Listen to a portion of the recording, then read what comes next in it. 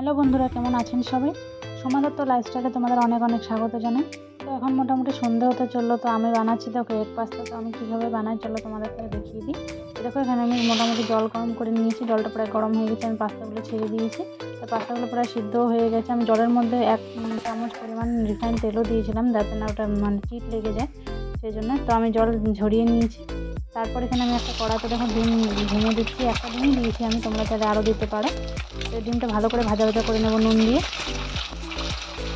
আমার এখানে 250 গ্রামের মতো পাস্তা আছে, তোমরা যতটা পরিমাণ চাও নিতে পারো, কম বেশি তোমাদের মতো।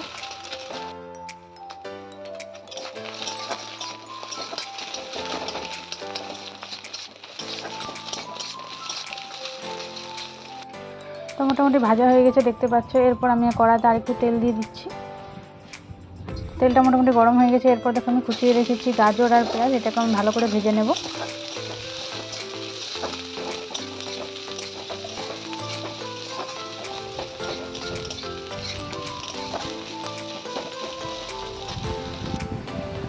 এটাকে একটু নুন দিয়ে আমি ভেজে নিচ্ছি ভালো করে।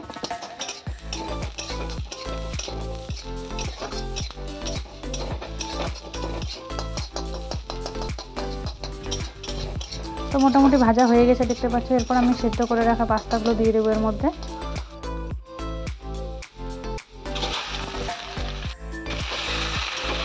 পাস্তাগুলো একটু দলা ভাব আছে, এটা নাড়তে নাড়তে ঠিক হয়ে যাবে।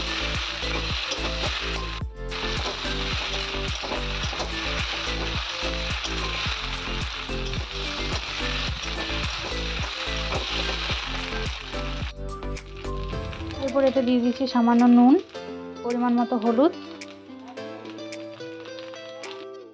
সামান্য জিরে গুঁড়োও দিচ্ছি। এতে দিচ্ছি ম্যাগি মশলা। পাস্তা মশলাটা যেহেতু আমার শেষ হয়ে গেছে, এখন নেই স্টকে, তাই ম্যাগি মশলাটা দিচ্ছি। ম্যাগি মশলা দিলেও কিন্তু পাস্তার স্বাদটা দ্বিগুণ হয়, ভালো লাগে।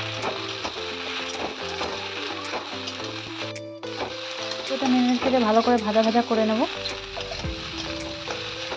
মোটামুটি প্রায় ভাজা হয়ে আসছে আমার পাস্তাটা। এরপর দেখো আমি চাট মশলা কিছুটা অ্যাড করছি, তোমরা চাইলে নাও দিতে পারো, কিন্তু আমি দিচ্ছি, ভালো লাগে এটা দিলেও।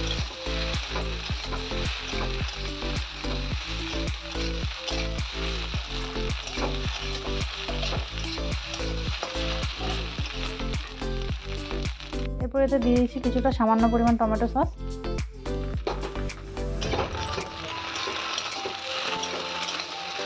এটা নাড়াচাড়া করে আমি ভাজা ডিম রেখেছিলাম, সেটাও দিয়ে দিচ্ছি। এরপর হালকা নাড়াচাড়া করে আমি নামিয়ে নেব।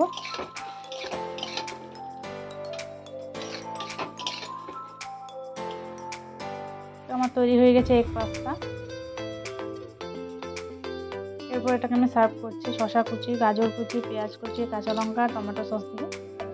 আর তোমরা দেখতেই পেলে এটা কতটা হালকাভাবে আমি বানালাম। বাচ্চাদেরকে এটা অনায়াসে দিতে পারবেন টিফিনে করে বা সন্ধ্যাবেলা স্ন্যাক্সের মতো করে। মশলা টশলাও তেমন বেশি নেই, আর বাচ্চাদের খেতেও সুবিধা হবে, ঝাল টাল হবে না।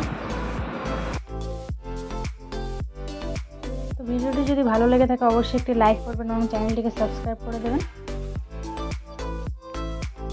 দেখা হচ্ছে পরবর্তী একটি ভিডিও নিয়ে।